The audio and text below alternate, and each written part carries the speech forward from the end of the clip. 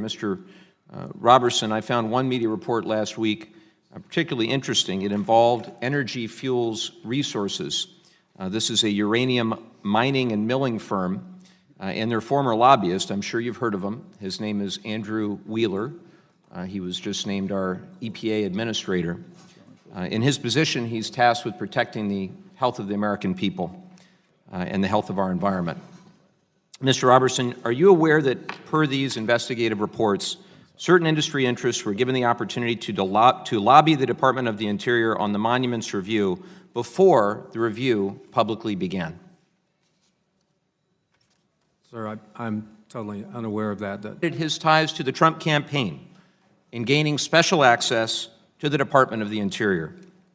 So much for draining the swamp. Lieutenant Governor Bawakati, am I correct in saying that the Bears Ears Intertribal Coalition sent a meeting request to Secretary Zinke following his confirmation, but before the National Monuments Review began? Yes. And did the department respond to your request, and were you granted a meeting? We were granted a meeting with very short notice.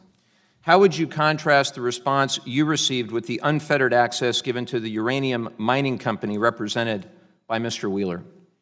We were given no federal documents for review. Vice Chairman Small, the Bears Ears Commission created by President Obama's proclamation directed the Secretary to, and I quote, meaningfully engage the Commission, or should the Commission no longer exist, the tribal governments through some other entity composed of elected tribal government officers in the development of the management plan and to inform subsequent management of the monument, end quote. Vice Chairman Small, I'll ask again to be certain. Did the former Secretary or his staff reach out to you before the start of the formal review process? No.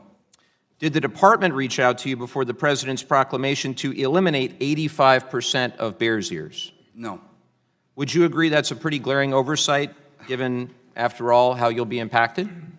Yes, I do. It's the same thing that happened with 100,000 acres of our reservation. There was no, with Mr. Curtis's bill, there was no initial contact or anything made during the bill when it was being drawn up to the Indian tribe as well.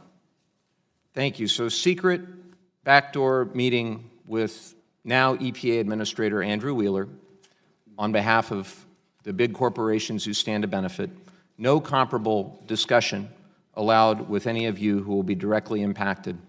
It's unacceptable to me that this administration is happy to put the interests of industry above the interests of regular American people time after time. And not only did the department listen to industry while shutting out tribes, but our future EPA administrator played a central role as it did so.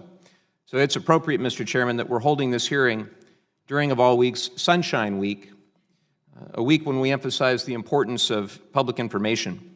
I think it's time to continue to shine light on the Trump administration's efforts to line the pockets of its supporters to the detriment of our public lands, and I'll yield back.